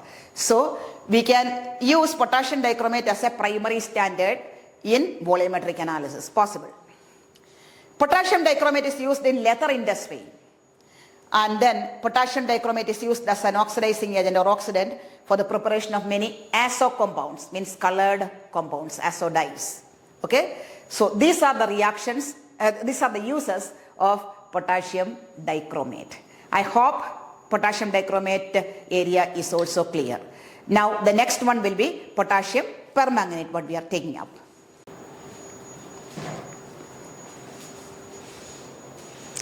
Now we are going to do potassium permanganate, the next compound selected from compounds of transition elements. Potassium permanganate preparation. Just like how you prepared the potassium dichromate from chromite ore, we can prepare potassium permanganate from manganese dioxide, MnO2, which is known as pyrolusite. Pyrolusite. So they may ask you in the question paper, explain the preparation of KMnO4 from pyrolusite. Pyrolusite is nothing but MnO2. So let's see what are the preparation techniques. There are two different methods. First one, you will fuse MnO2 with potassium hydroxide in the presence of air or oxygen. You will fuse it together, melt it together. Then MnO2 will change into K2MnO4. What is K2MnO4? Potassium manganate, which is green in color. To that potassium manganate, K2MnO4, it is written in ionic form as MnO4 2 minus here. Add acid. In acidic medium, manganate changes into permanganate. Manganate is green, permanganate is purple. So K2MnO4 gets oxidized to form KMnO4. Here it is plus 6, okay, and here it is plus 7, oxidation state of manganese, so it is oxidation. And byproducts are MnO2 and water. Basically we can say this is oxidation, but this is reduction. Here, so it is leading to disproportionation. Here this Mn is plus 6. Here this Mn is plus 7. Here Mn is plus 4. So what is happening here? Plus 6 gets oxidized to plus 7. Same plus 6 gets reduced to plus 4. Simultaneous oxidation and reduction of the same species. So second step here is a disproportionation reaction. Hope it's clear. Then, so this is method number 1. Method number 2 means same MnO2 only, but we are using a different strategy. That's all. Here MnO2 is fused with potassium hydroxide and oxidized with air or KNO3. Then MnO2, same thing. MnO2 changes into manganate ion, and that manganate ion, here we added acid into it to make it undergo disproportionation. But here, instead of this step, we are doing electrolytic oxidation. Electrolytic oxidation in alkaline medium. Then the green colored manganate changes into purple colored permanganate. So both these preparations you have to practice well by writing. This is disproportionation, this step, but this is just electrolytic oxidation in alkaline medium. Clear? Okay, now coming to the structures of manganate and permanganate. Both are tetrahedral, you can see. Manganate is green in color and permanganate is purple. You can see an interesting thing. Here Mn, you count the number of bonds going from manganese. 1, 2, 3, 4, 5, 6. Actually Mn is in plus 6 state in MnO4 2 minus. Similarly here 1, 2, 3, 4, 5, 6, 7. Mn is in plus 7 state. 7 covalent bonds are there going from, easy way to remember, going out from Mn. Clear? Okay. Now here also potassium permanganate, just like potassium dichromate acting as an oxidizing agent, potassium permanganate also can act as an oxidizing agent. But it can act as an oxidizing agent not only in acidic medium, it can also act as an oxidizing agent in alkaline as well as neutral medium. Okay, so we are going to discuss what these are. First of all, KMnO4 as an oxidizing agent, these are acidic medium reactions. It oxidizes Fe2 plus to Fe3 plus. So Fe2 plus to Fe3 plus, that is oxidation half reaction. What about reduction half? KMnO4 is oxidizing agent, so it will get reduced. So MnO4 minus coming from KMnO4 is getting reduced in acidic medium to form Mn2 plus. Plus 7 to plus 2, it is reduction, that is reduction half reaction. Oxidation half reaction, add them together, cancel like terms of electrons and you get this. Very important for complete and balance, or what happens when, like in dichromate. Okay. Then next one, it is oxidizing oxalate to carbon dioxide. This is equally important for your practical because you have done a titration KMnO4 in the burette versus oxalic acid in your conical flask, isn't it? So you would have done this reaction in that area of your volumetric analysis. So KMnO4 oxidizes oxalate to carbon dioxide gas and it is getting reduced. KMnO4 is getting reduced to Mn2 plus. Then next one, it oxidizes nitrite to nitrate. Very important for complete and balance in recent board papers. So practice well. Same thing, nitrite to nitrate. Then next one, sulfide to sulfate. Practice. Reduction reaction same. Oxidation is sulfide to sulfate. Make the electrons equal, cancel atoms and add. Then these were acidic medium reactions. Now there are only 3 reactions what you have to learn in your textbook from alkaline medium, and those 3 are commonly asked in papers for complete and balance. Okay, so practice them, only those 3 from alkaline medium. First one, iodide to iodate. If you remember, in acidic medium it was oxidizing I minus to I2. Whether it is potassium dichromate or potassium permanganate, in acidic medium, I minus oxidizes to I2. But in alkaline medium, I minus is getting oxidized to IO3 minus, which is iodate. Iodate ion. Very, very important. Then thiosulfate gets oxidized to sulfate. Or Mn2 plus gets oxidized to MnO2. Mn2 plus 2, in MnO2 it is Mn plus 4. Okay, only these 3 reactions are there from alkaline medium, from which these 2 are the most commonly asked questions. Anyway, practice all the 3. Clear? Now, what are the uses of KMnO4? Used in analytical chemistry. You have already used it in volumetric analysis, right? Used in analytical chemistry, in analysis, experiments. Oxidizing agent in organic chemistry.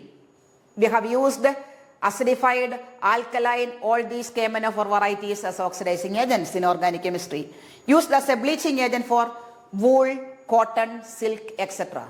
Okay, it is bleaching by oxidation only. So that's all about KMnO4 area. Now we are moving on to inner transition elements, that is F block elements. Okay. By the way, forgot to mention one point, that is, the intense purple color of KMnO4. Many students think it is due to DD transition of electrons. No, it is a different reason for that. That's called charge transfer, which is not there in detail in your syllabus. But you should know the process of charge transfer is the reason for the development of purple color in KMnO4. It is not DD transition. That's highlighted. It is due to charge transfer, not due to DD transition of electrons. Okay? Forgot to mention that. Now coming to inner transition elements. Inner transition elements means the F block elements. I have told you about them in the intro. There are 2 series of F block elements, the 4F series. Okay? Going from cerium to lutetium, and the 5F series going from thorium to lawrencium.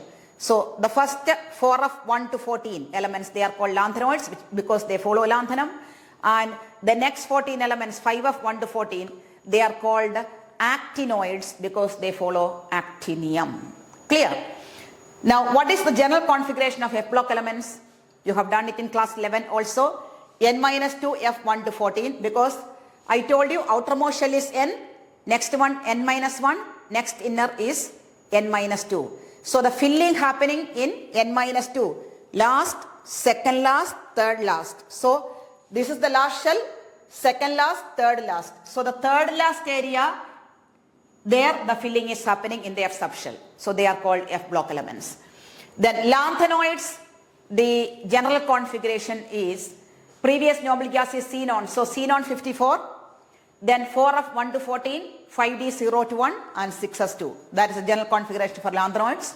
And for actinoids, radon, previous noble gas is radon 86, then 5F 1 to 14, 6D 0 to 1, 7S2. That is, instead of 4F, it is 5F here. Instead of 5D, it is 6D here. Instead of 6X, it is 7S here. That's all. Okay? Practice. Then, what is lanthanoid contraction? If you go from left to right in the lanthanoid series, that is going from, actually it is cerium to lutetium, the 14 elements, which follow lanthanum. So we always take lanthanum also for comparison with lanthanoids. So when you go from left to right in the lanthanoid series, cerium to lutetium, 58 to 71, there is a steady decrease. You can see this is the ionic radii axis. This is the atomic number. So when atomic number increases from left to right, there is a steady decrease happening in the atomic and ionic size of the lanthanoid elements.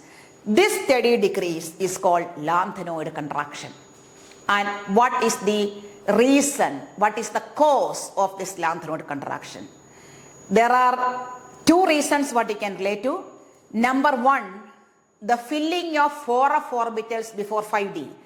If you look at lanthanoid configuration, 4f is filled before 5d. You can see 4f is filled before 5d. And the second connected reason is poor shielding effect of 4f electrons. When 4f electrons are having poor shielding effect, what will happen?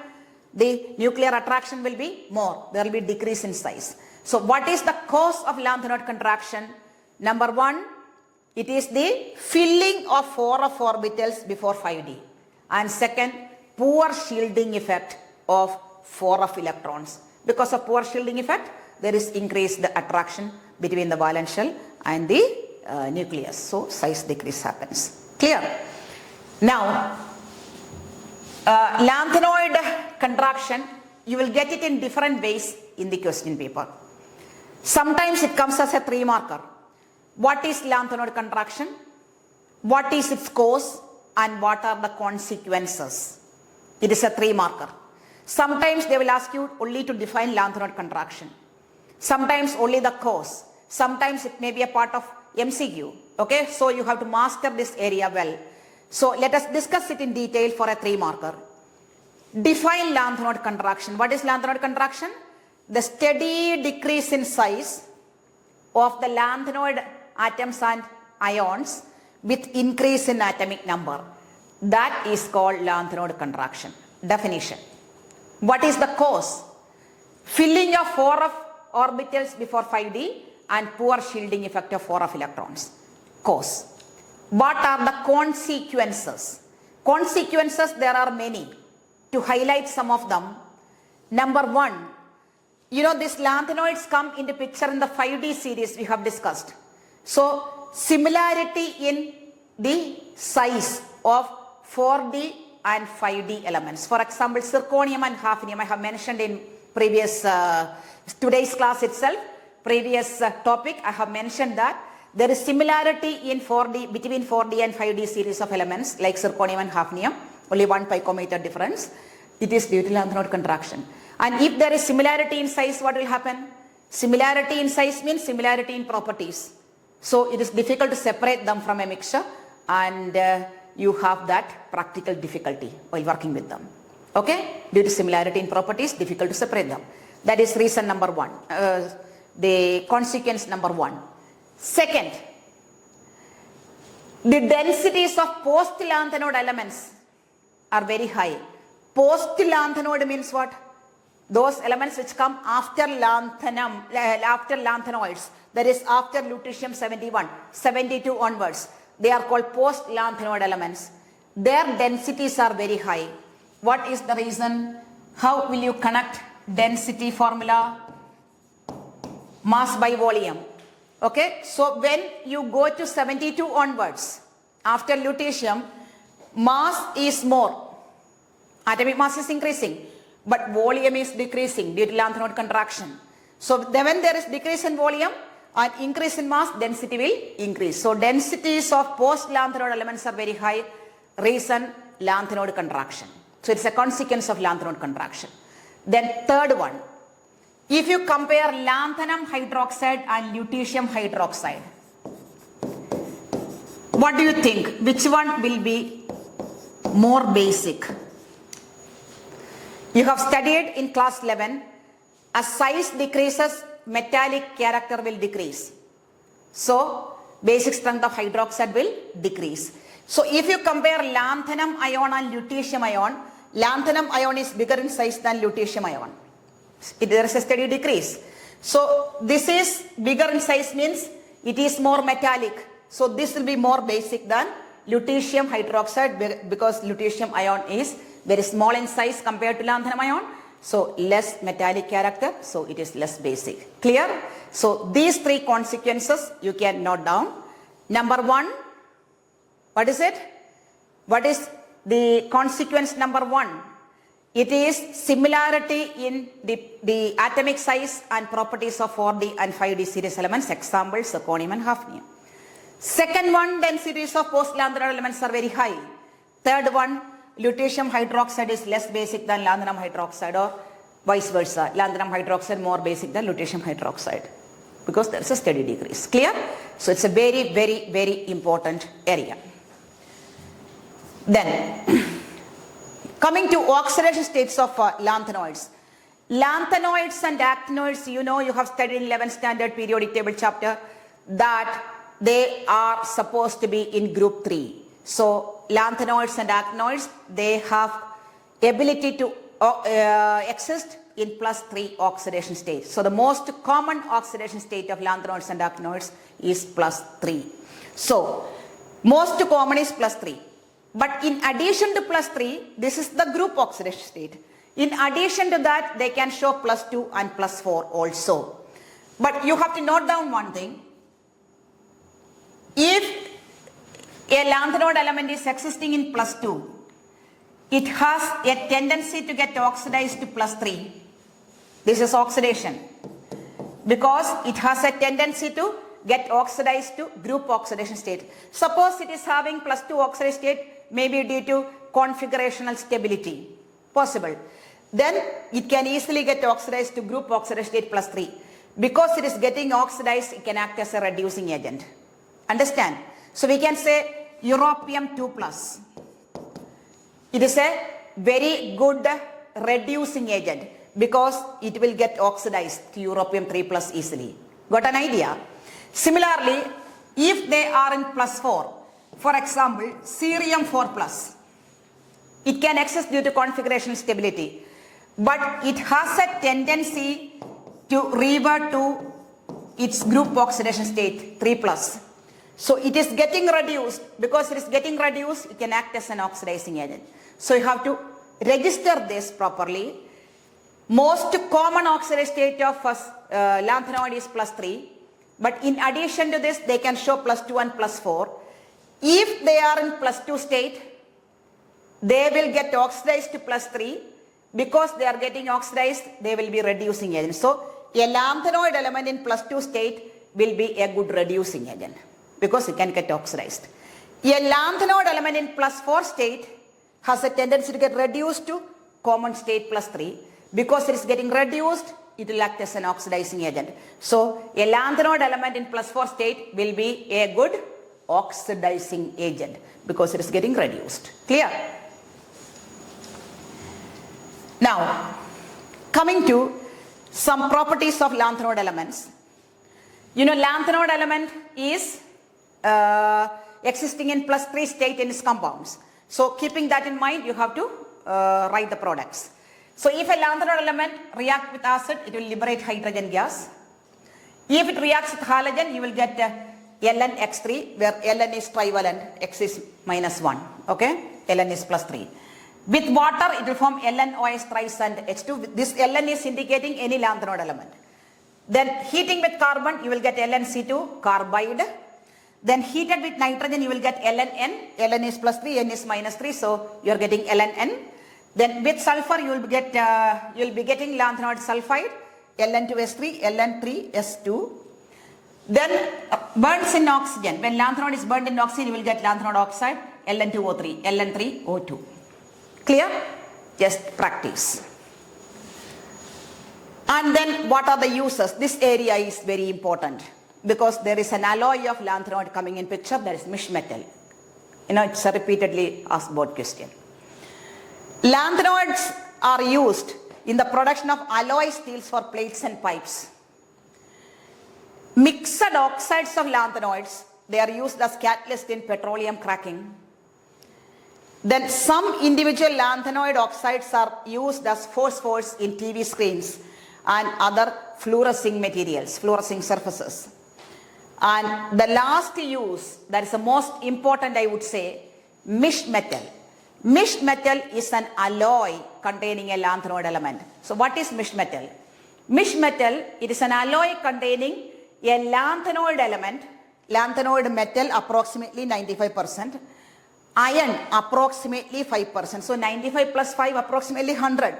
Now very less difference is there between 100 and that sum. Plus traces of S, C, Ca and Al. Students remember it as Scal. That is sulfur, carbon, calcium, aluminium. Scal. Okay? All these together it is called mixed metal. This alloy is called mixed metal. And what is the use of the mixed metal? It is used in magnesium based alloys to produce bullets, shells and lighter flames. Very, very, very important. Prepare it very well. Now coming to actinoids, the 14 elements which follow actinium, they are called actinoids. And we have discussed the general for configuration for actinoids. Now what is actinoid contraction? Actinoid contraction means just like in lanthanoids, when we go from left to right in the actinoid series with increase in atomic number, there is a steady decrease in size. That is called actinoid contraction. What will be the cause? It is the filling of 5F before 6D. What was lanthanoid contraction? 4F before 5D. So just increase it by 1 unit, that's all. So it is filling of 5F before 6D and poor shielding effect of 5F electrons. This is actinoid contraction.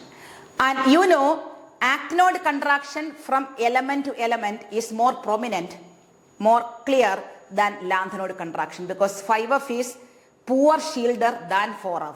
So that decrease in size will become more prominent. Okay, keep these things in mind. Now coming to oxidation state shown by actinoids, common state plus 3, group oxidation state supposed to be in group 3.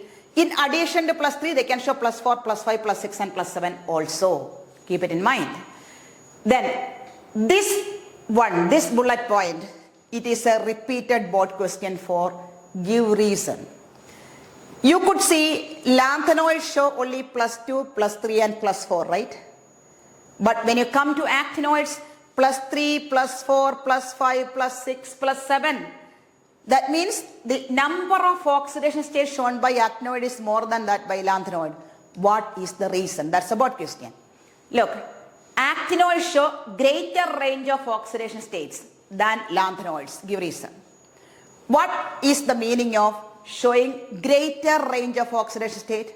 More electrons are lost, right? Why? Because they are weakly held. That is why more electrons can be lost, right? So, when you compare lanthanoid 4F series and actinoid 5F series, actinoids are bigger in size than lanthanoids. Bigger in size means lower ionization energy. So, electrons can be more easily lost compared to lanthanoids. Number 1. Then in lanthanoids, what were the orbitals involving in bond formation? It was 4F, 5D and 6S. Isn't it? These were involved in the lanthanoid filling. But in actinoid, it is 5F, 4 plus 1, 5F, 6D and 7S. If you compare the energy difference between this and this, the energy difference between 5F, 6D and 7S is very less. They have comparable energies, very close energy values. That means all of them can take part in bonding. That is why they show, here there is more difference in energy, but here it is comparable energy. So all these electrons can take part in bonding. That's why they can show more range of oxidation states. Clear? That's what is mentioned here. It is due to comparable energies of 5F, 6D and 7S levels. Then actinoids are bigger in size than lanthanoids and they will have lower I. So they can lose electrons more easily. Clear? And then next board question. Name a member of the lanthanoid series which is well known to exhibit plus 4 state. It is cerium 4 plus. There is another one, terbium, but better you go for cerium. This is a textbook question and this is the answer given there. Then what is actinoid contraction? I have told you. And actinoid contraction is greater from element to element than lanthanoid contraction. Why? because I told you 5f orbitals are, those electrons are poor shielders than 4f. Okay? So poor shielding effect of 5f electrons compared to 4f. And finally, we are going to compare lanthanoids and actinoids from our study. Lanthanoids oxidation states +2, +3, +4. But there +3, +4, +5, +6 and +7 also can be shown. Then complex formation, lanthanoids have less tendency, but actinoids have more tendency. Then lanthanoids are less reactive because they are smaller in size compared to actinoids, so more difficult to lose electrons. These are more reactive. Then oxides and hydroxides are less basic because they are smaller in size, they are less metallic, so they are less basic. These are more basic. And finally, most of the lanthanoids are radioactive. There is an exception, PM. So that is radioactive. Others are non-radioactive. Here, all actinoids are radioactive, and you know they have very short half-life, so very difficult to study about them. So we have limited knowledge about actinoids compared to lanthanoids. Clear? So that's all about the one short session of D and F block. If you have any doubts or any comments, please feel free to discuss. I'll try to clear it. Okay? Okay then. Bye. See you inside for the next session, and keep watching. As I always tell you, please like, share and subscribe to my channel, and keep watching. And let's get ready to score 90+ in the upcoming board examination, or even send them. Okay? Good luck.